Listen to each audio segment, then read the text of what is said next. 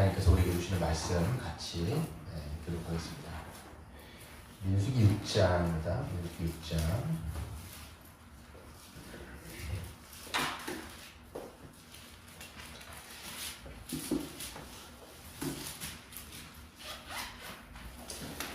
민수기 6장 우리 1절부터 끝까지 같이 읽도록 하겠습니다. 27절까지 같이 읽겠습니다. 한 절 읽겠습니다. 여호와께서 모세에게 말씀하여 이르시되 이스라엘 자손에게 전하여 그들에게 이르라. 남자나 여자나 특별한 서원 곧 나시린의 서원을 하고 자기 이름을 구별하여 여호와께 드리려고 하면 포도주와 독주를 멀리하고 포도주로 된 초나 독주로 된 초를 마시지 말며 포도즙도 마시지 말며 생포도나 검포도도 마시지 말지니 자기 몸을 구별하는 모든 날 동안에는 포도나무 수산을 씨나 속죄자도 지지 말지며 그 서원을 하고 구별하는 모든 날 동안은 삭도를 절대로 그의 머리에 대지 말 것이라. 자기 몸을 구별하여 여호와께 드리는 날이 차기까지 그는 거룩한즉 그의 머리털을 길게 자라게 할 것이며 자기의 몸을 구별하여 여호와께 드리는 모든 날 동안은 신체를 가까이 하지 말 것이요 그의 부모 형제 자매가 죽은 때에라도 그로 말미암아 몸을 더럽히지 말 것이니 이는 자기의 몸을 구별하여 하나님께 드리는 표가 그의 머리에 있음이라. 자기의 몸을 구별하는 모든 날 동안 그는 여호와께 거룩한 자니라. 누가 갑자기 그 곁에서 죽어서 스스로 구별한 자의 머리를 더럽히면 그의 몸을 정결하게 하는 날에 머리를 밀 것이니 곧 일곱째 날에 밀 것이며 여덟째 날에 산비둘기 두 마리나 닭비둘기 새끼 두 마리를 가지고 회막문에 와서 제사장에게 줄 것이요 제사장 그 하나를 속죄물로 하나를 번제물로 드려서 그의 시체로 말미암아 얻은 죄를 속하고 또 그는 그날에 그의 머리를 성결하게 할 것이며 자기 몸을 구별하여 여호와께 드릴 날을 새로 정하고 1년 된 수령량을 가져다가 속죄물을 드릴지니라. 자기 몸을 구별한 때에 그의 몸을 더럽혔은즉 지나간 기간의 무효니라. 나시린의 법은 이러하니라. 자기의 몸을 구별한 날이 차면 그 사람을 회막문으로 데리고 갈 것이요 그는 여호와께 혼을 드리되 번제물로 1년 된 흠없는 순양 한 마리와 속죄제물로 1년 된 흠없는 어린 암양 한 마리와 화목제물로 흠없는 순양 한 마리와 무교병 한 광주리와 고운 가루를 기름 섞은 과자들과 기름 바른 무교병들과 그 소제물과 전제물을 드릴 것이요 제사장은 그것들을 여호와 앞에 가져다가 속죄제와 번제를 드리고 화목제물로 수양 무교병 한 광주리를 아울러 여호와께 드리고 그 소제와 전제를 드릴 것이요 자기의 몸을 구별한 나시린은 회막문에서 자기의 머리털을 밀고 그것을 화목제물 밑에 있는 불에 굽을지며 자기의 몸을 구별한 나시린이 그의 머리털을 민 후에 제사장이 삶은 순양의 어깨 광주리 가운데 무교병 하나와 무교전병 하나를 취하여 나시린의 두 손에 얹고 여호와 앞에 유대를 훑을 것이며 그것과 흔든 가슴과 상으로 올린 명적자리는 성물이라. 다 제사장에게 돌릴 것이니라. 그 후에는 나시린이 포도주를 마실 수 있느니라. 이는 곧 서원한 나시린이 자기의 몸을 구별한 일로 말미암아 여호와께 헌물을 드림과 행할 법이며 이 외에도 힘이 미치는 대로 하려니와 그가 서원한 대로 자기의 몸을 구별하는 법을 따라 할 것이니라. 여호와께서 모세에게 말씀하여 이르시되 아론과 그의 아들들에게 말하여 이르기를 너희는 이스라엘 자손을 위하여 이렇게 축복하여 이르되 여호와는 내 복을 주시고 너를 지키시기 원하며 여호와는 그의 얼굴을 내게 비추사 은혜 베풀기를 원하며 여호와는 그의 얼굴을 내게 향하여 부사 평안하시기를 원하노라 하시니라 하라. 그들은 함께 읽겠습니다. 그들은 이같이 내 이름으로 이스라엘 자손에게 축복할지니 내가 그들에게 복을 주리라. 아멘. 할렐루야. 반갑습니다. 우리 옆에 있는 분들하고 같이 인사 나누도록 하겠습니다. 할렐루야. 반갑습니다. 은혜 많이 받으시길 바랍니다. 우리 각 가정에서 들으시는 우리 사랑하는 성도들도 함께 주의 은혜가 충만하기를 축원드립니다. 오늘 이제 민수기 6장을 볼 텐데요. 한번 이제 앞에 있는 것들을 요약을 해보면 이제 민수기는 이제 민수 백성들의 숫자를 센다 이렇게 말할 수 있습니다. 그래서 1차와 2차를 나누어서 그 백성들의 숫자를 셉니다. 이제 시내산에서 가나안 땅으로 이제 들어가는 이제 이 땅 하면 출발을 하게 되는데 하나님께서 이제 시내산에 머물 때 율법도 주시고 언약을 하시면서 왕으로서 그 법을 주신 거예요. 그 다음에 이제 이스라엘 백성들이 떠나기 전에 이제 군대로 편성을 하시는 모습이 민수기에 나와 있습니다. 그래서 그들은 이제 더 이상 오합지졸로 막 아무 때나 왔다 갔다 하는 그런 민방위 같은 사람들이 아니라 정말 이제 정식 군대로서 하나님 앞에 진을 갖추고 나가는 거죠. 그래서 민수기 1장은 보시면 이제 군대를 개수하는 건데요. 그래서 너희들 몇 명이야? 이런 게 아니에요, 지금. 그래서 전쟁을 할 수 있는 20세 이상의 남자들을 이렇게 개수하는 거죠. 각 지파별로 이제 개수를 하는데 그것이 약 60만입니다. 그러니까 이제 노인들이라든지 어린아이, 여자까지 합치면 200만이 된다라고 추정을 하는 것이 그것이 정확하게 성경에 나와 있는 숫자는 아니죠. 그래서 60만은 숫자가 나와 있습니다. 그래서 이제 그들은 전투를 벌이기 위해서 나가는 겁니다. 그리고 2장에서는 어떻게 하느냐? 그 이스라엘 백성들의 그 진영을 하나님께서 하나하나 배치를 하십니다. 그래서 머무를 때는 어떻게 하고 또 너희들 행진할 때는 어떻게 대우를 갖추는지를 말씀하시는데 머무를 때는 이제 성막을 중심으로 여호와 하나님, 왕이신 하나님을 가운데 모셔두고 이제 그들이 진을 짜는 것이죠. 그래서 12지파들이 각 면마다 동서남북마다 3지파씩 이렇게 들어가 있습니다. 그리고 레위 지파는 지파에서 사실 빠졌지만 그런데도 12지파가 되는 이유는 뭐냐면 말씀드린 것처럼 요셉의 두 아들이 각각 한 지파씩 되었기 때문에 레위 지파가 빠져서 또 12지파가 되어지는 것이고 그 바깥에 12지파 안에 그 다음에 레위 지파가 그 가운데 그 성막 그 바로 이제 바깥을 싸고 있는 모습으로 대열을 갖춥니다. 그리고 행진할 때도 마찬가지죠. 법궤가 맨 앞으로 갑니다. 하나님이 진두지하시고 그 다음에 이스라엘 백성들이 법궤를 메고 그 다음에 하나하나 정렬을 갖춰서 가게 되는 겁니다. 그래서 보시면 그 사람들이 아무 때나 가고 싶으면 가고 쓰고 싶으면 쓰는 게 아니라 여호와 하나님의 구름이 올라가면 떠오르면 그때 행진하는구나 이렇게 생각하는 거예요. 그래서 하나님의 그 인도함을 따라서 걸어갔고 그리고 구름이 머무르면 그 사람들도 이스라엘 백성들도 함께 그 구름이 뜰 때까지 계속적으로 머물러 있는 모습들을 우리가 보는 것이죠. 이렇게 이스라엘 백성들은 기본적으로 하나님의 인도하심을 따라서 그 군대가 진행됐다는 것을 알 수가 있습니다. 그리고 지난 시간에 봤던 3장과 4장을 보시면 3장은 이제 특별히 레위인에 대해서 설명하고 있습니다. 레위인이 중요하게 부장을 이제 하게 된 것은 어떤 이유가냐면 레위인은 어떤 사람들이냐? 바로 이스라엘 백성들을 대신해서 하나님의 성막에서 하나님의 그 성물들이라든지 성막을 지키고 또 책임을 감당하는 사람들이 레위인이었습니다.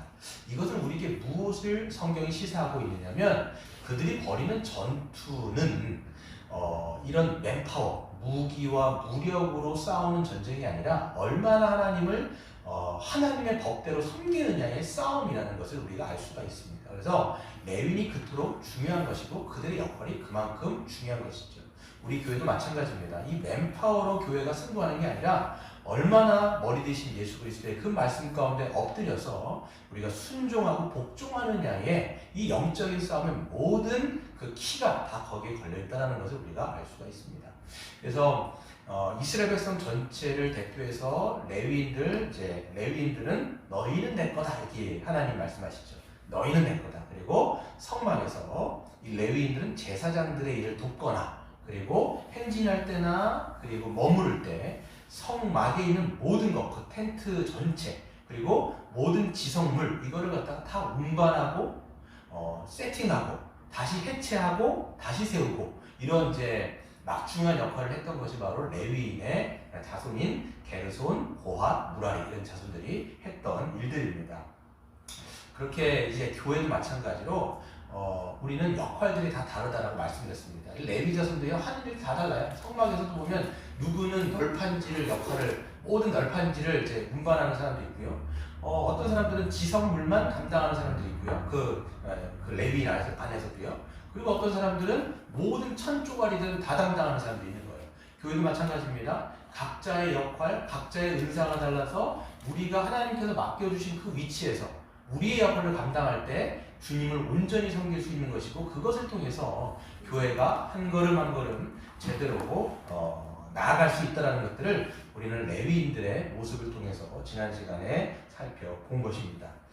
오늘은 이제 6장을 할 텐데요. 6장은 이제 나시린이라고 하는 사람이 나옵니다. 그래서 이걸 보시면 1장부터 10장까지가 10장 22절에서 이제 출발하는데, 그 모든 1장부터 10장까지 전체 준비는 뭐냐? 하나님이 이렇게 군대로 편성하고 그 사람들의 이제 헌신들을 통해서 이 교회가 어떻게 이루어지는지를 보여주시는 장면이 1장부터 10장이라고 보셔도 무방할 거라고 생각이 듭니다. 그래서 레위, 하나님을 성막에서 섬기는 레위인이 나왔다면 그 다음 나오는 게 바로 나시린이에요. 나시린. 그래서 여러분 나시린, 여러분 많이 들어보셨죠? 이 나시린이라고 하는 사람들은 어떤 사람이냐라고 보면, 레위인이 이제 하나님의 성막에서 섬겼는데 레위인 외에 하나님의 성막에서 섬길 수 있는 그런 사람들입니다.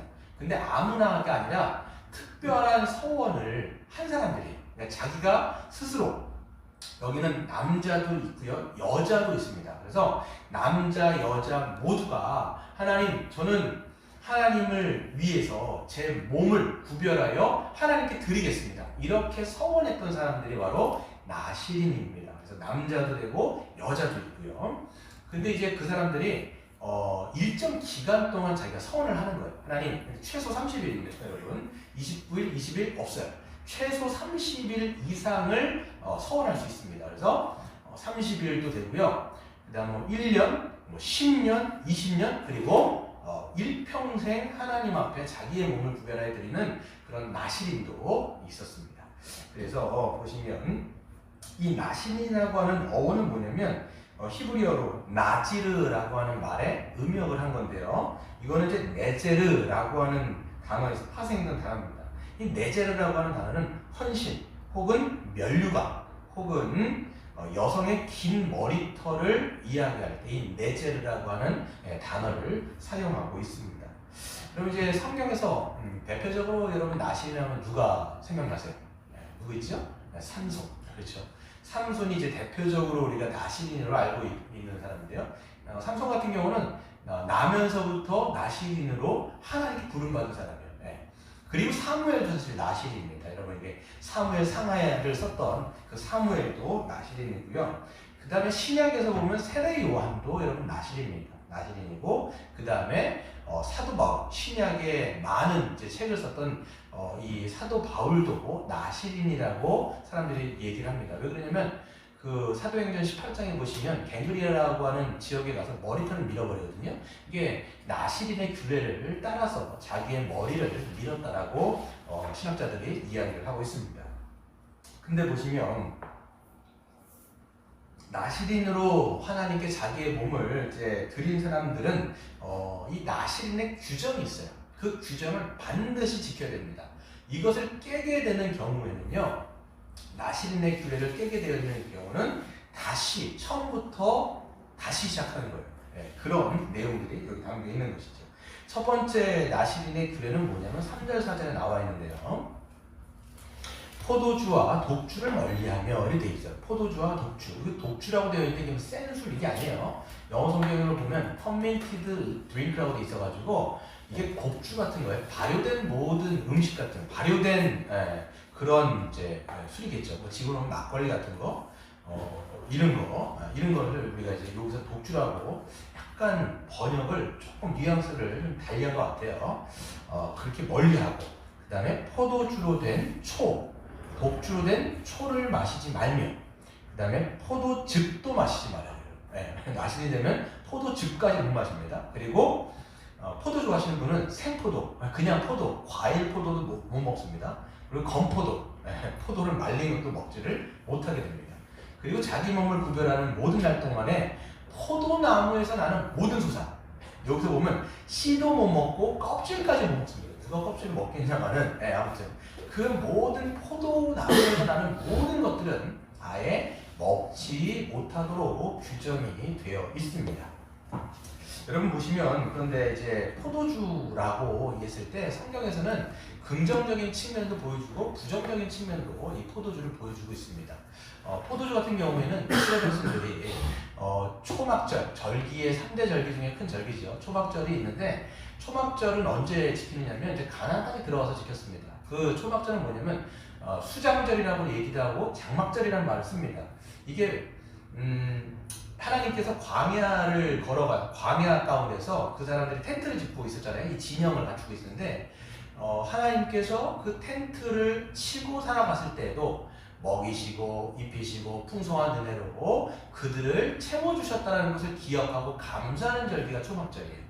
그리고 그 사람들이 가나안 땅에 들어갔을 때에도 마찬가지로 초막절을 지키는데 그때는 어떤 의미가 되냐면 하나님이 늦은 비와 이른 비를 허락하여 주셔서 모든 소출을 풍성하게 하였다는 것들을 기억하고 기념하고 감사하는 절기가 바로 초막절입니다. 그때 하는 일이 뭐냐면 포도나무에서 났던 모든 포도를 거두어서 포도주로 만들어 그것을 함께 먹고 마시면서 하나님을 찬양하고 하나님을 기억했던 절기가 바로 이 초막절입니다.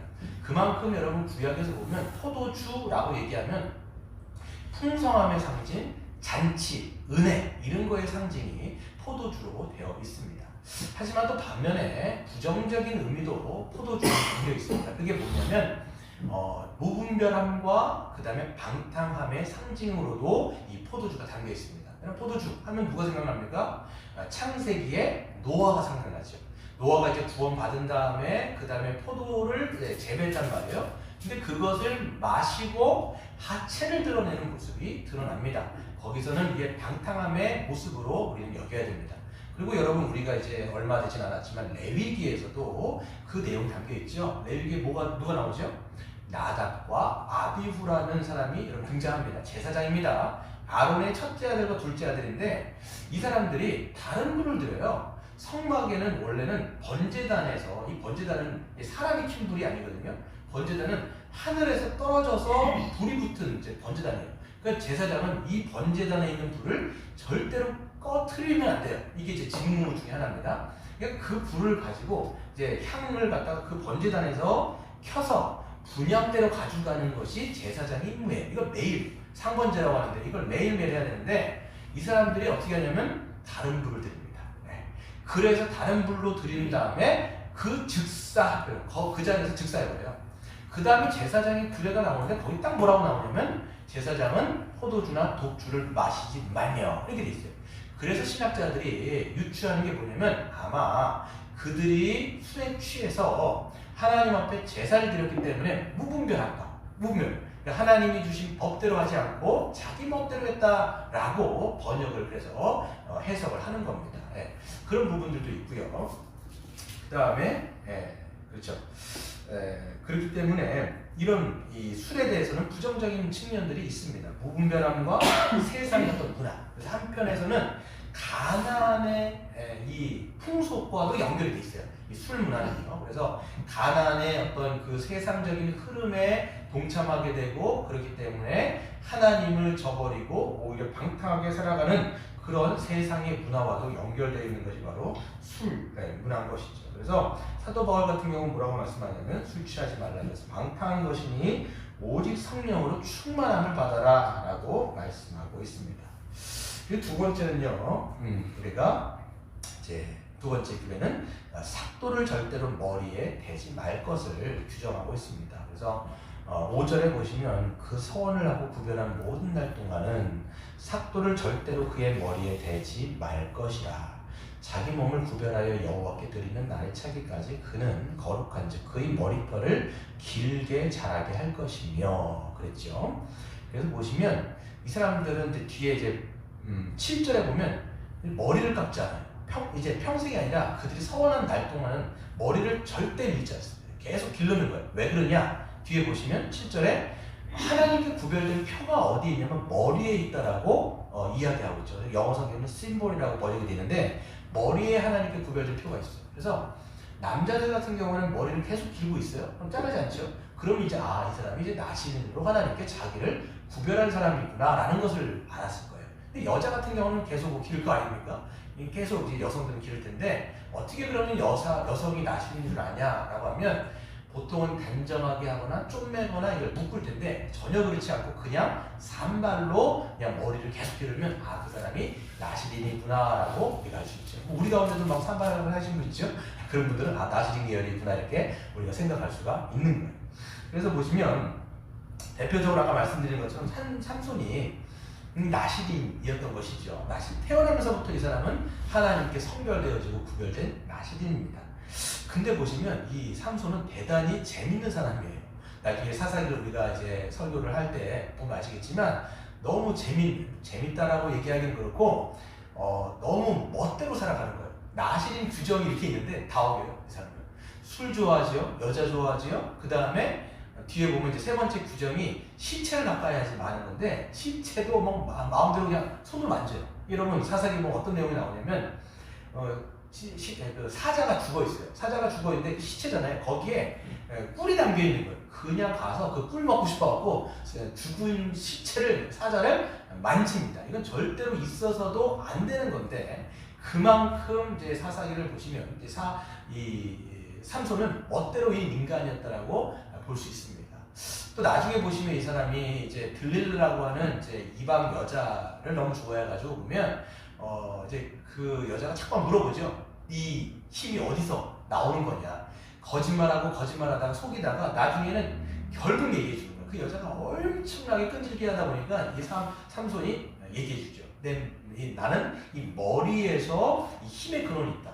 그러니까 이제 들릴라가 그것을 알고 잘라버립니다. 잘라버린 다음에는 모든 힘이 다 빠지잖아요. 다 빠져갖고 나중에 어떻게 됩니까? 블레셋에 있는 사람들에게 잡혀가서 보시면 이제 블레셋에서 보면 소나 끄는 그 맷돌, 큰 맷돌이 잠깐만 이런 맷돌이 아니라 큰 맷돌을 돌리죠. 눈알이 빠져가지고 그런 모습으로 보게 되어지는데 그럼 여러분 잘 생각해 보세요.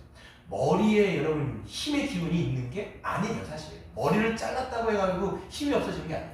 하나님께 구별된 표가 머리에 있기 때문에 그것을 잘라서 힘이 빠진 거지 머리라고 하는 것 자체에 힘의 기운이 있는 것이 절대 아닙니다. 만약에 여러분 머리에 힘의 기운이 있더라면 남자보다 여성들이 사실 더 힘이 세야 되는 게 정상 아닙니까? 물론 여성분들이 힘센 분들 많지 않겠지만 그렇지 않다는 것을 우리가 알 수가 있습니다. 그래서 이제 이거는 하나님께 구별된 표가 머리에 있다. 그렇기 때문에 너희는 절대로 삭도를 대지 마라. 이렇게 말씀하는 규정이죠. 세 번째를 보시면요. 세 번째는 이제 절대로 시체를 가까이 하지 말 것을 이제 이야기합니다. 6절, 7절 이렇게 되어 있는데요. 그래서 시체를 가까이 하지 않는다라고 하는 것은 만지거나 보거나 해도 안 돼요. 만져서도 안 되고 봐서도 안 됩니다. 이 죽음이라고 하는 것. 그렇기 때문에 나시린으로 구별된 사람들은요. 직계가족이 죽었을 때 부모, 형제 이거 아무리 죽어도 장례식에 갈 수가 없어요.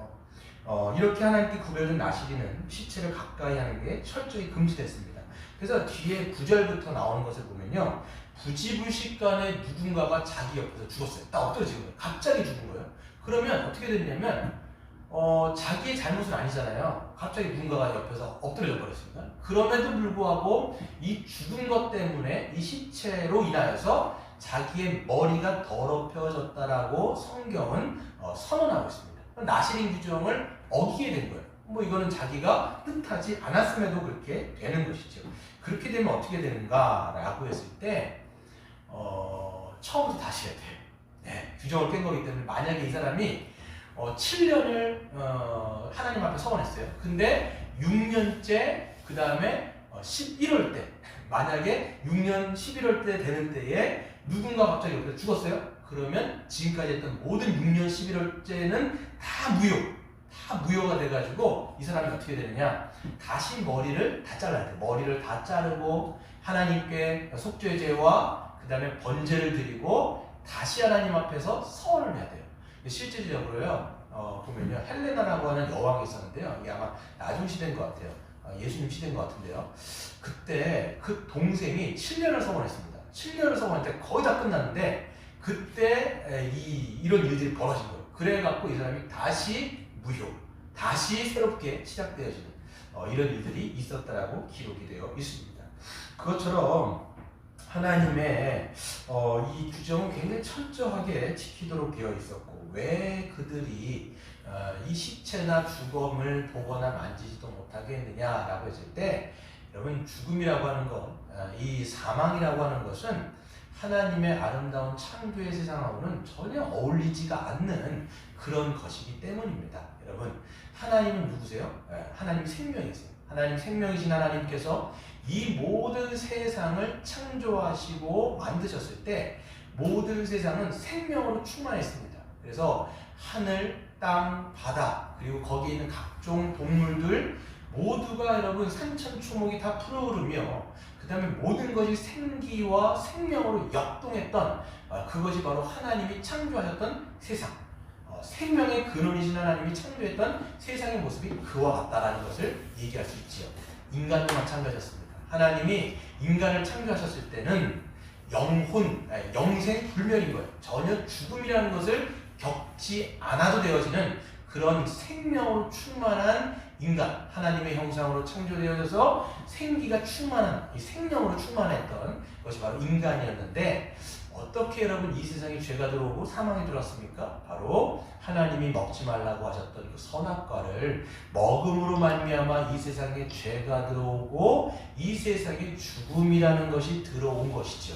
그러니까 하나님의 아름다운 창조의 세상과 죽음이라고 하는 것은 절대로 어울리거나 절대로 조화를 이룰 수가 없는 것들이죠. 그렇기 때문에 보세요. 그 다음부터 인간들이 어떻게 됐습니까? 그 죄와 사망이 들어온 다음부터 사람이 늙어져 가게 되어지고, 그 다음에 질병도 걸리게 되어지고, 암도 걸리고, 모두 걸리고, 코로나 바이러스 걸리고, 이렇게 해서 점점 인간의 몸이 죽음으로 향하게 되어지는 것인데, 이거는 하나님이 창조하신 세상하고는 전혀 어울리지 않는 모습이기 때문에 하나님은 이 죽음이라고 하는 것, 이 시체라고 하는 것, 이것을 하나님, 생명이신 하나님께 구별된 나시리는 절대로 보거나 절대로 만져서도 안 된다라고 하나님은 규정하신 것입니다. 여러분, 어떻게 예수 그리스도와 벨리알이 어울릴 수 있습니까? 어떻게 빛과 어둠이 어울릴 수 있냐라고 사도 바울이 선언했던 것처럼 생명과 사망은 이 신자에게 전혀 어울리지 않는 거라고 말씀드릴 수가 있습니다. 그래서 나중에 우리가 적용할 때 보시면 알겠지만, 여러분, 우리는요 이제는 표를 머리에다 두는 사람이 아니요, 성령께서 우리의 심령 가운데 오셔서 우리를 하나님의 거룩한 자녀로 삼으신 자이기 때문에 우리도 마찬가지로 이제는 우리의 표는 머리에 있는 것이 아니라 우리의 마음속에 성령께서 우리를 인쳐주시고 우리를 도장 찍어주셔서 너는 내 거야 라고 말씀하시는 그 표를 갖고 있는 것이 바로 그리스도 안에 있는 성도라는 것을 기억하시고, 이것이 나중에 어떻게 우리에게 적용되는지를 한번 살펴보도록 하겠습니다.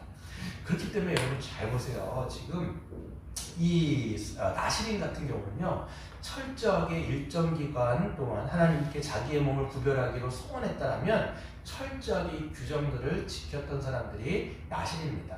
이것을 통해서 우리가 무엇을 할 수 있느냐 보면, 하나님 앞에 자기를 헌신하기로 결단하고 다짐했던 것들이 이런 규정을 통해서 알 수가 있지. 보세요. 보면 포도나무에 있는 그 소산의 껍질까지도, 씨까지도 먹지 말아라. 얼마나 철저한 겁니까?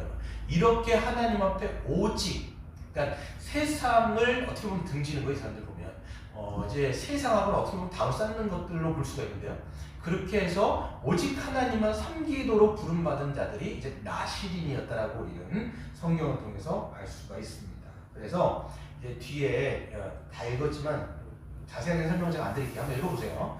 뒤에 보시면 이제 13절부터는 나시린의 규정이 다 끝나면 어떻게 해야 되느냐라고 했을 때, 이제 나시린 이제 제사장에게 갑니다. 그럼 제사장은 나시린을 데리고 가서 그를 위해서 속죄제, 번제, 그 다음에 화목제까지 다 드립니다. 다 드린 다음에 이제 나시린은 이제 일정 기간이 다 끝났기 때문에 자기의 머리를 다 밀어버려요. 다 밀어버리고 그 자른 머리를 어떻게 하냐면 화목제물이 타고 있는 그 불 밑에서 넣어버려요.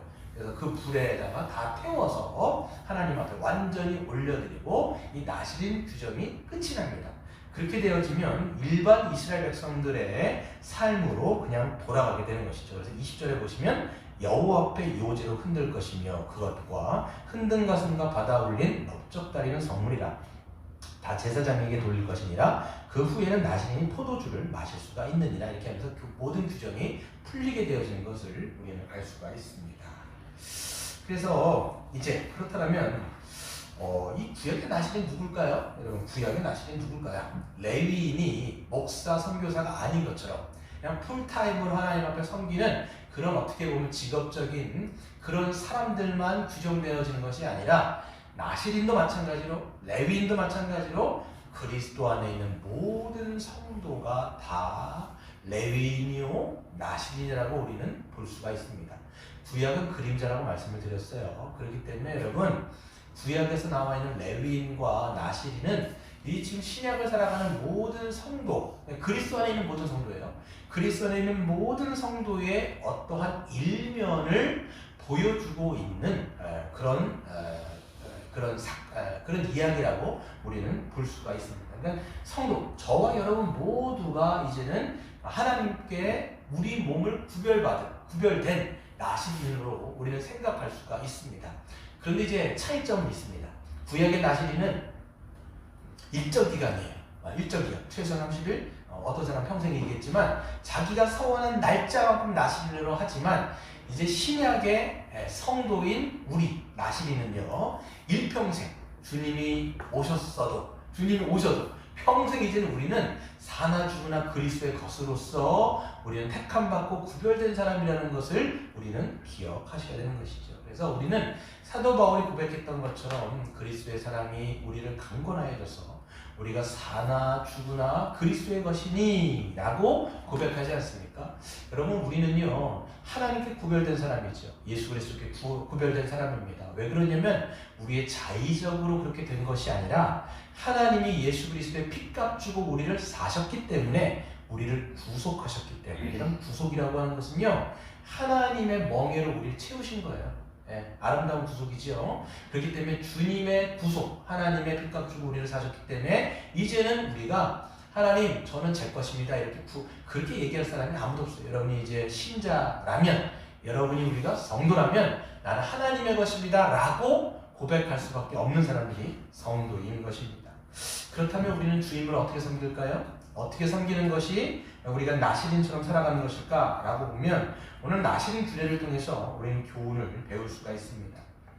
첫째는 이제 나시린 포도주와 독주, 그리고 포도에서 난 모든 소산, 이런 신화 껍질까지도 철저하게 멀리했습니다. 이런 문자적으로 본다면 포도주나 독주 모든 것들을 모든 것 자체가 죄니 그걸 먹지 마시오 라고 얘기하는 것이 아니라는 거예요.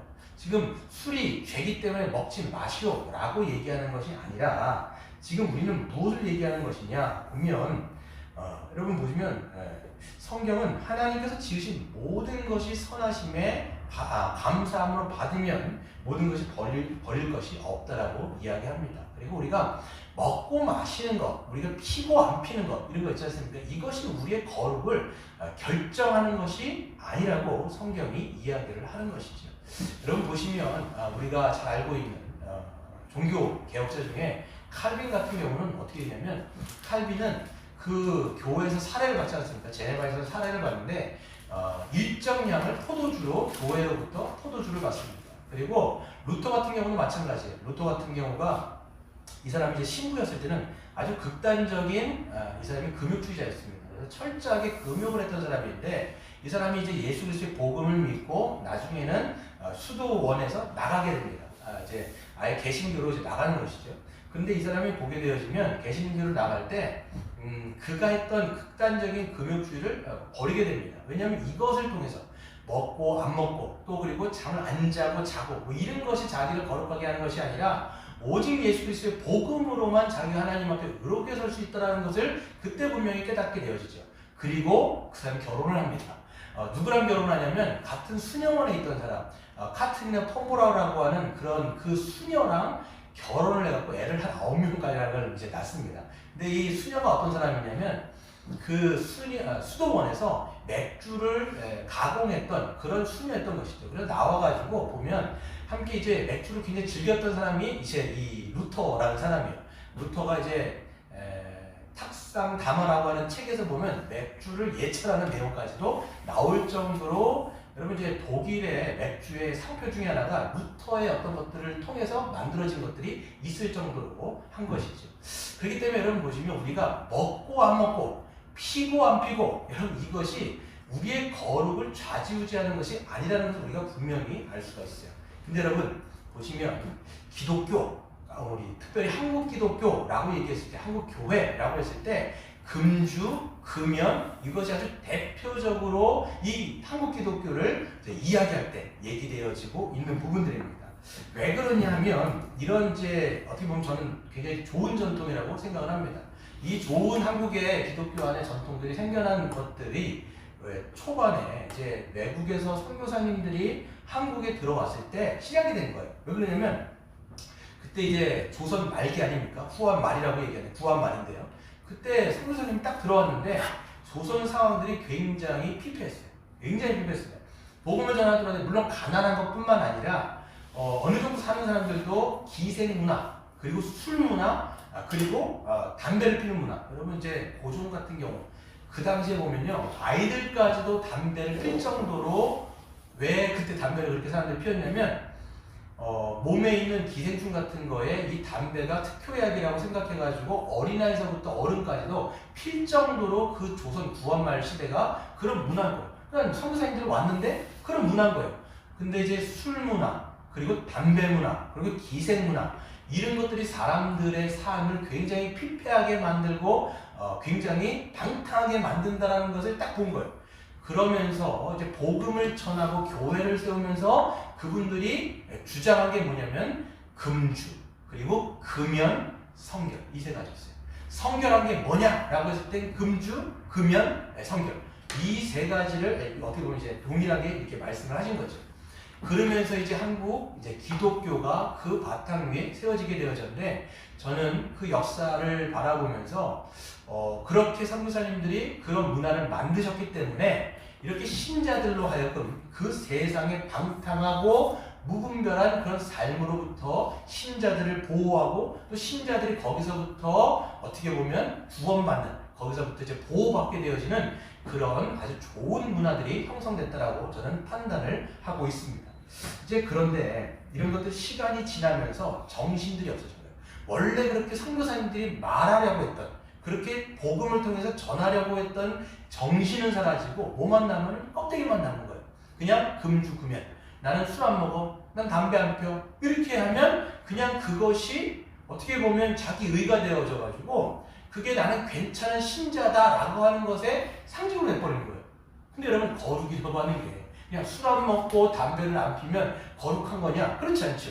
보게 되어지면 신자 안에서도 나는 술 안 먹어. 난 담배 안 펴. 그런데 보면 세속적인 생각을 그대로 갖고 있는 거예요. 그냥 세속적인 그런 생각을 가지고 그냥 세상이 이야기하는 대로 살아가는 거예요. 그냥 성공을 따라서 자기 능력을 따라서 아무것도 헌신하지 않고 주를 위해서 살아가지 않는데 그냥 술 안 먹고 담배하는 것이 자기의 의가 돼갖고 나는 그냥 괜찮은 신자야 이렇게 살아간다라고 얘기한다면 지금 어떤 복음에서 지금 나시린 규정에서도 이야기하는 것을 어떻게 보면 그 정신을 잃어버리고 살아가는 거예요. 지금 여기서 얘기하는 건 뭐냐면 세상의 흐름대로 무분별하고 그렇게 방탕하게 살아가지 말아라가 사실 그 정신이 담겨 있는 건데 그 정신은 없어지고 껍데기만 남는다라면 그것이 어떻게 나시린의 규정을 지키며 살아가는 것이냐라고 우리는 이야기할 수가 있는 것이지요. 그래서 여러분 포도주와 독주를 멀리하라고 얘기하는 것은 세상에 무분별하게 살아가고 있는 방탕한 삶을 경계하라라고 우리는 말씀드릴 수가 있습니다. 여러분 우리에게 가나안 문화는 뭘까요? 저와 여러분이 살아가고 있는 가나안 문화가 어떤 걸까요? 신자라면 여러분 막 극한으로 방탕하게 막 그렇게 살아가는 사람은 저는 없을 거라고 생각해요. 정말 신자라면 그냥 흥청망청 그냥 정말 쾌락을 위해서 살아가는 사람은 그건 불신자죠 여러분. 그렇게 살아간다면 불신자입니다. 하지만 우리 안에 들어와 있는 가나안 문화 그렇기 때문에 우리가 알게 모르게 우리의 삶 속에서 들어와 있는 이 가나안 문화가 분명히 있는데 우리는 실제적으로 이것을 피부로 이거를 인식하지 못하는 경우가 참 많죠. 뭐가 있을까요, 여러분? 그것 중에 대표적으로 하나가 뭐냐면 팀 켈러 목사님 계속 얘기하셨던 포스트 모더니즘 시대를 얘기할 수밖에 없어요. 이 포스트 모더니즘 시대가 나쁘다라는 게 아니라 지금 세상이 그렇게 흘러가고 있다는 거예요. 이 포스트 모더니즘의 이 특징이 뭐냐면 진리는 외부에 있다는 거예요. 외부에 있는 게 아니라 내 안에 있다라고 얘기하는 거예요. 진리는 외부에 있는 게 아니라 내 안에 있어요. 그러니까 진리는 절대적인 게 아니라 상대적인 거예요. 왜 그러냐면 여러분 안에 다 진리가 있잖아요. 그럼 너도 나도 다 진리예요. 내 안에 진리가 있습니다. 그렇기 때문에 상대적인 거예요. 어떤 절대적인 외부의 진리가 아니라 내 안에 있기 때문에 사람들이 하는 게 다 뭐냐면 내 안에 있는 진리를 찾아서 구도하는 자세로 살아가는 거예요. 그러니까 지금 나와 있는 흐름이 뭐냐면 다 자기를 실현하는 거에 아주 혈안이 돼 있어요.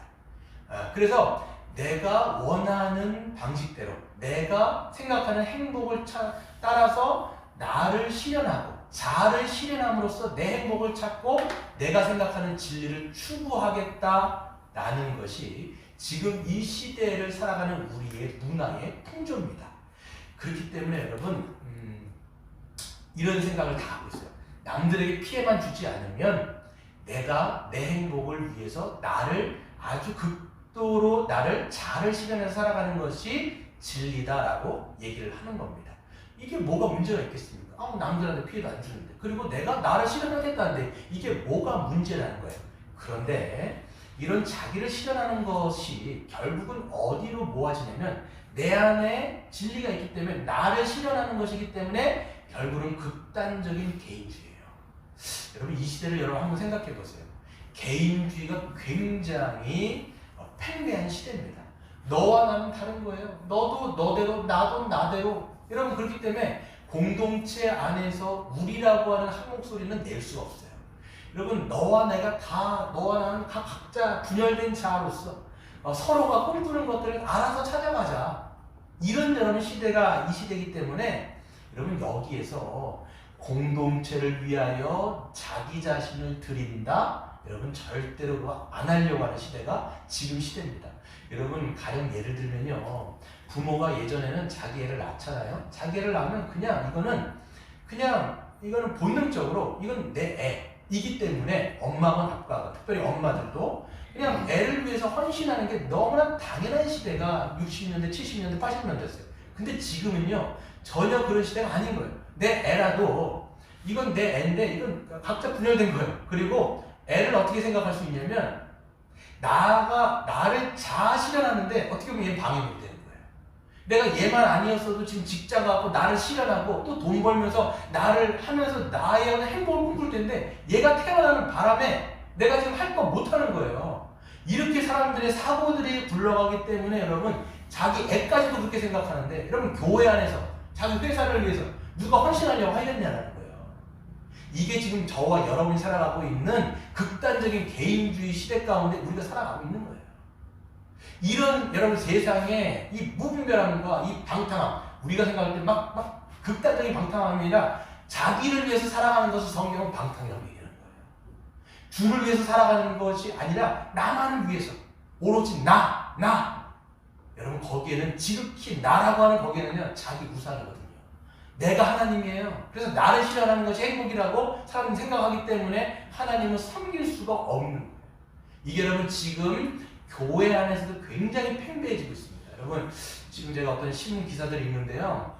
코로나 시대 때문에 더 개인주의가 더 여러분 어떻게 보면 극성을 부리는데 사람들 이제 30% 이상 어떤 얘기를 하냐면 코로나가 된다 할지라도 나 이제 교회 안 나간다. 그냥 영상으로 예배를 드리면 되지 뭐하러 나가냐. 왜 그러겠어요? 사람들이 극단적인 개인주의인 거예요. 뭐 어차피 대형 교회 같은 데서는 이미 뭐 성도 간의 교제를 이미 하지 않았었고 그냥 왔다 갔다 했는데 왔다 갔다 하느니 그냥 내가 영상 보고 예배를 드리면서 그냥 끝내겠다. 이렇게 하는 부류들이 굉장히 많아지고 있는 추세인 거예요. 이게 지금 극단적인 개인주의와 코로나라고 하는 이 시대가 맞물림을 통해서 더 오히려 분열된 자아로서 가고 있는 이 시대가 지금 시대라는 것을 여러분 우리는 읽을 수가 있어야 돼요. 그렇기 때문에 여러분 나시린 규례를 우리가 잘 지킨다라고 얘기하는 것은 뭐 술 안 먹고 담배 안 피고 이런 차원의 문제가 아니라 이건 굉장히 낮은 차원이죠. 내가 지금 하나님을 위해서 섬기냐? 다른 말로 했을 때는 눈에 보이는 내 옆에 있는 내 지체들을 위해서 내가 나를 드릴 수 있는 그런 결단과 각오를 내가 하고 있느냐가 여러분이 나시린으로서 구별된 삶을 살아가고 있는가의 최종 지점이라는 것을 우리는 기억하셔야 돼요. 그렇기 때문에 여러분 뭐 술 안 마시고 담배 안 피시는 분들은요, 먹고 마시라는 얘기가 아니라 그렇게 여러분 자신을 들였다면 꾸준하게 지속적으로 계속 그렇게 하시면 돼요. 우리가 어떤 분들은 그 술이라든지 그것이 여러분의 죄로 연결되고 있다라면 그것을 끊는 게 여러분에게는 당연한 것입니다. 근데 더 궁극적인 것은 뭐냐? 거룩이 뭐냐? 라고 했을 때 나를 얼만큼 그리스도를 위해서, 나를 얼만큼 내 지체들을 위해서 내가 섬기고 봉사하느냐, 나를 드릴 수 있느냐, 이것이 여러분 진짜 거룩이라는 것을 여러분 반드시 기억하시는 여러분 되셨으면 좋겠습니다. 우리가 한 가지 더 놓고 볼 텐데요. 이제 그 시체를 가까이 하지 말아라 이렇게 말씀하고 있어요. 이 시체를 가까이 하지 말아라. 만약에 시체를 가까이 하게 됐을 때 이 머리가 이 하나님께 이 표가 있는 이 구별된 표가 더러워진다라고 얘기하는데 이 신자에게 있어서는 이것이 어떻게 우리가 적용할 수 있느냐라고 얘기하면 우리가 뭐 장례식에 가지 마라 이런 말 당연히 아니겠죠. 이 죽음이라고 하는 것은 죄로 연결돼요. 왜? 로마서 6장 20절에 보면 죄의 삭은 사망이요 라고 말씀하고 있기 때문에 이 죄에 대해서 멀리하고 죄는 너희가 모양이라도 흉내내지 말아라. 데살로니가전서 5장에 말씀하고 있잖아요. 악은 모양이라도 담지 마라. 죄라고 하는 것은 모양이라도 담지 말아라. 이게 성경에서 우리에게 말씀하고 있는 것입니다. 우리가 여러분 죄와 사망에서 구원받은 신자 아닙니까? 그렇기 때문에 이제는 우리가 생명으로 옮겨졌고 이제는 우리가 빛 가운데 우리가 거하는 자녀라면 어찌 그 어둠의 그림자 가운데, 어찌 우리가 그 죄의 사망의 그늘 가운데 다시 그 돼지가 다시 그 구정물에 들어가서 자기를 목욕을 하면서 자기의 몸을 더럽힐 수 없는 것처럼 우리도 마찬가지인 거죠. 우리는 이미 구원받은 자로서 빛 가운데 살아가는 것이 너무나 당연하다라고 이 나시린 규정들을 우리가 이야기할 수 있습니다. 우리 몇 가지 성경을 한번 찾아볼 텐데요. 고린도전서 6장을 한번 찾아보겠습니다. 어떤 것을 죄의 목록으로 성경에서 이야기하고 있는가.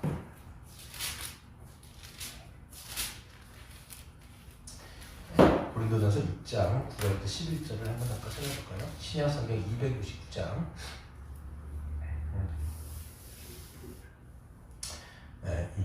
6장 9절부터 11절 같이 읽겠습니다. 불의한 자가 하나님의 나라를 유업으로 받지 못할 줄을 알지 못하느냐. 미혹을 받지 말라. 음행하는 자나 우상 숭배하는 자나 간음하는 자나 탐색하는 자나 남색하는 자나 도적이나 파명을 부리는 자나 술 취하는 자나 모욕하는 자나 속여 빼앗는 건 하나님의 나라를 유업으로 받지 못하리라. 그렇지. 여기서 보시면 이게 쭉 써 있어요. 이게 목록들이 있는 거예요. 음행, 우상 숭배, 간음, 탐색이라고 하는 것은 레즈비언으로 되어 있고요. 남색이라고 하는 건 동성연으로 되어 있어요. 그 도적질, 그다음에 탐욕, 남의 것을 빼앗고 탐심을 부리는, 그리고 술 취하는 것, 그다음에 모욕하는 것, 누군가를 모욕해서 명예를 손상시키거나 그리고 속여 빼앗는 것, 이런 것들을 다 죄의 목록으로 쓰고 있습니다. 우리 갈라디아서도 볼까요? 갈라디아서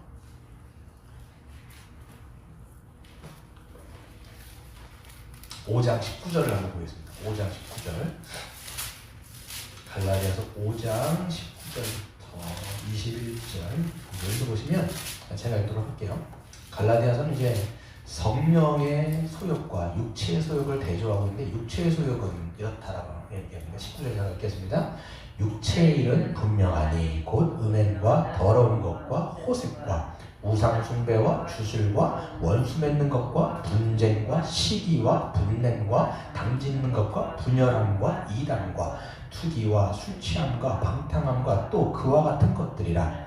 전에 너희에게 경계한 것 같이 경계하노니 이런 일을 하는 자들은 하나님의 나라를 유업으로 받지 못할 것이요. 그랬어요. 아멘. 그래서 보면 육체의 일은 분명하다는 거예요. 여러분, 우리 안에 표, 나시린은 머리에 있으면 신약으로 들어가면 성령의 표를 받잖아요. 성령이 있는 자들은 육체의 일은 분명하고 성령의 일도 분명하고 육체의 일도 분명해요. 우리가 여러분 성령을 받은 성도들은요, 이 말씀을 읽지 않아도 감각적으로 이 영적인 일들을 알아요. 분명. 그래서 이건 더러운 거구나, 이건 지저분한 거구나, 이거는 우리의 영을 더럽히는 거구나, 이건 분명한 거예요. 그래서 여러분 보시면 음행, 더러운 것, 호색, 이게 다 성적인 범죄예요, 여러분. 그렇기 때문에 가정을 깨트리는, 그러니까 언약의 관계인 내 아내 외에 다른 성의 모든 문제들, 이런 부분들은 다 범죄라고 얘기하는 거예요, 성경을 얘기할 때. 근데 여러분 포스트 모던 시대는요, 팀 켈러가 책에서 뭐라고 얘기하냐면 야동 있잖아요. 우리가 이제 그런 영상들, 그런 게 여러분 포스트 모던 시대에서는 사실 상관이 없어요. 왜 그러냐면 남에게 피해 주지 않는 이상 그건 상관없는 거잖아요. 이게 포스트 모더니즘 시대예요. 그런데 여러분 우리가 기독교를 딱 봤을 때 그게 문제가 없느냐? 만약에 포스트 모더니즘 시대로 우리를 이렇게 바라보면 전혀 문제가 없죠. 왜? 남에게 피해 주는 건 아니니까. 하지만 성경은 뭐라고 되어 있습니까? 언약 관계를 깨트리는 모든 것들, 그건 다 죄라고 범주를 얘기하는 거예요. 성적인 문제 다 여기 국한되어 있다라고 얘기할 수 있어요. 그리고 뒤에는 뭐야? 여기서 보면 다른 사람과의 관계를 깨트리는 문제가 있어요. 그래서 여러분 우리가 죄라고 얘기할 때는 사랑하지 않는 게 죄인 거예요. 미워하고 증오하고 그 사람을 미워하기 때문에 오히려 뒤에서 험담하고 명예를 훼손하고 죄라고 돼 있는 거예요, 여러분 이게. 근데 우리 이거요 보면서 교회 안에서도 이거는 뭐 그럴 수 있지 뭐 이런 식으로 얘기하는데 아니라는 거예요. 여러분 성경에서 정말 큰 죄는 뭐라고 얘기하냐면 주님의 몸된 교회, 한 몸됨을 깨트리는 죄가 가장 큰 죄라고 여러분 고린도전서 3장에 보면 너희가 어찌 예수 그리스도의 몸을 찢느냐 이렇게 얘기하잖아요. 얼마나 여러분 그게 큰 죄인지를 우리가 알아야 되는 거예요. 그러니까 여러분 누군가에 대해서 뭐 뒷담화하거나 그냥 뭐 수근수근하거나 투기하고 술 취하고 이런 거 다 여러분 이제 이거 여러분 감각적으로 이거 감각적인 거예요. 우리가 하지만 성경을 보면서 더 분명하죠. 이런 것들이 하나님이 죽음의 그림자라고 이야기하는 절대로 가까이 하지도 말고 그리고 악은 모양이라도 흉내도 내지 말고 라고 말씀하셨던 이런 거구나 라는 것을 우리가 알고 얘기하는 것이죠. 그렇기 때문에 여러분 우리는요 이 죄에 대해서 버려야 되는 거예요. 나시는 어떻게 했어요? 포도에서 난 그 씨나 껍질까지도 먹지 않고 철저하게 금했던 것처럼 우리도 마찬가지로 이 죄에 대해서는 철저하게 우리가 이건 안 되는구나 라는 것을 알아야 되는데 여러분 우리가 이제 몸에 이제 습관이 있는 습관 안 해야 되는데 습관이 있는 거예요 자꾸만. 그렇기 때문에 여러분 이 죄를 버리라고 얘기하는 게 아니라 성경은 뭐라고 얘기하냐면 죄를 버리시오 라고 얘기하지만 그럼 어떻게 버릴 거예요? 어떻게 버릴 거예요? 버려야지. 왜 주머니 나가서 이렇게 버리면 버려지냐고요 여러분. 그게 아니라 여러분 기독교는 우리의 어떤 몸을 수행해가지고 어떤 득도를 하는 것이 아니라 우리는 비움의 종교가 아니라 체험의 종교죠. 이게 뭐냐면 하나님의 은혜로 우리가 채워지는 거예요. 하나님의 은혜와 은사로 채워짐을 통해서 이것이 자동적으로 어떻게 보면 자연적으로 비워지는 거예요. 제가 늘 말씀드렸던 것처럼 컵에 있는 공기를 비우는 방식은 뭐냐면 여기다 물을 따르면 그냥 그 공기가 빠지는 것처럼 우리도 마찬가지입니다. 하나님 앞에 은혜를 구하고 하나님의 말씀으로 채우고 하나님의 은사로 채워질 때에 우리는 이 죄를 버릴 수 있는 동력을 거기서 얻게 되는 거예요. 이건 제 말이 아니라 로마서 12장이 말씀하고 있는 거예요. 사도 바울이 뭐라고 얘기합니까? 사랑하는 내 형제들아 너희의 몸을 하나님이 기뻐하시는 산 제물로 드리라 이것이 너희가 드릴 영적 예배니라 라고 말씀하신 다음에 그 다음 뭐라고 얘기하냐면 하나님이 너희에게 주신 은사로 다른 사람들을 위해서 부릴 듯 섬길 때에 너희는 성화가 되어지고 다른 사람들은 즉 너희의 섬김을 통해서 다른 사람은 세워지게 될 것이다 라고 말씀하고 있어요. 저를 봐도 그렇습니다. 제가 가지고 있는 은사를 가지고 다른 사람을 부릴 듯 섬길 때에 이것이 에너지가 되어지고 이것이 기동력이 되어져가지고 죄라는 것이 타게 되는 거예요. 여러분 주를 위해서 섬기게 되어지면 죄를 생각할 시간이 없어요. 근데 여러분 왜 죄를 생각할까요? 왜 죄를 묵상하고 있습니까? 시간 너무 많은 거예요. 너무나 많이 시간이 많으니까 자꾸만 자기를 묵상해요. 계속 자기를 생각하고 자기의 어떤 그 뭡니까? 이걸 뭐라고 얘기할까요? 자기 연민에 빠지는 것도 이게 죄예요. 여러분 제가 생각할 때는 자기 연민, 늘 너무 연민에 빠져 있어요. 그래서 나는 어떻게 해야 되며, 나는 어떻게 살아야 되며, 계속 자기 연민을 돌고 돌면요, 이게 죄로 가는데, 자기 연민이 왜 생기느냐? 사도 바울이 빌립보에서 딱 얘기하는 건 뭐예요? 다른 사람을 생각하라는 거잖아요. 다른 사람을 생각하고 그 형제를 위해서 네가 할 수 있는 것을 하라. 그리하면 그 자기 연민에서 벗어날 뿐만 아니라 내가 성화되는 거예요. 죄라는 것이 밀려나게 되어지고 역동적으로 누군가를 섬길 때 오히려 나도 성화되지만 교회 전체가 성화되어져서 온전하게 일어나는 것이 바로 이 교회가 함께 성장하는 핵심 원리가 담겨 있는 것이죠. 여러분 말씀을 맺도록 하겠습니다. 여러분 6장에는요 나시린의 규례를 통해서 우리가 어떻게 섬겨야 되는지가 나왔다면 우리가 읽진 않았지만 7장에 여러분 어떤 게 나오냐면 7장도요 헌신, 헌물, 각 지파에서 감독들 즉 지휘관들이 하나님 앞에 자기의 헌물을 드리는 그 내용이요 굉장히 길게 나와요. 거의 90절까지가 내용인데요. 읽다 보면 그게 지루하다고 말씀을 좀 드려요. 그냥 지루해요. 진짜 사실적으로 누가 뭘 드렸다, 누가 뭘 드렸다. 계속 그런 얘기가 계속 나와요. 누가 소 몇 마리 드리고, 누가 어떤 뭐 쟁반을 뭘 드리고, 금을 얼마를 드리고. 이게 계속 지루하게 첫째 날, 둘째 날, 셋째 날 하고 12째 날까지 쫙 쓰여 있어요. 그리고 84절에 뭐라고 되어 있냐면 그것을 총 또 합계를 해요. 총 합계를 다 내가지고 양 몇 마리, 소 몇 마리, 금 몇 세겔 이렇게 다 총 계를 내요. 그리고 7장 하나 읽고 마칠까요? 7장을 마지막 절. 맨 마지막 절. 89절. 네, 가실게요. 89절. 7장 89절이요. 다시 읽겠습니다. 시작. 모세가 회막에 들어가서 여호와께서 말하려 할 때에 증거궤 속죄소 위에 두 그룹 사이에서 자기에게 말씀하시는 목소리를 들었으니 여호와께서 그에게 말씀하심이었더라. 아멘. 하나님이 지금 어디서 말씀하시냐면 언약궤 위에 그 천사들이 뒤에 속죄소 있잖아요. 그 사이에서 지금 말씀하신 거예요. 하나님 말씀 거기서 하셨거든요. 모세가 들었는데 그 말씀이 뭐냐면 내가 너희의 헌신을 기쁘게 받았다. 내가 너희의 헌신을 기쁘게 받았다. 레위인들, 나시린들, 각 지파의 부령들이 냈던 모든 헌물과 헌신 내가 기쁘게 받았다라고 하나님 말씀하시고 저는 이 7장을 생각할 때 제가 묵상했을 때 왜 이렇게 어떻게 보면 너무 낱낱이 어떻게 보면 지루할 정도로 이걸 다 써놓고 다 개수했냐라는 거예요. 이건 바로 뭐냐? 우리가 하나님 앞에 믿음으로 드리는 모든 헌신과 헌물은요 하나님이 빠짐없이 다 계수하신다는 거예요. 그리고 모든 헌신과 그것을 하나도 빠짐없이 다 기억하시고 하나님께서 그 열매들을 여러분에게 다 다시 풍성하게 돌려주실 것을 말씀하십니다. 돈으로 돌려주신다는 게 말씀하는 게 아니라 그 열매는 뭐냐면 우리가 주님의 나라를 위해서 주의 몸된 교회를 위해서 우리가 헌신하고 우리를 드렸던 모든 것이 다시 우리 자신도 성화되어질 뿐만 아니라 교회가 더 충만하게 되어지는 것이 우리의 열매예요. 우리의 열매는 교회예요.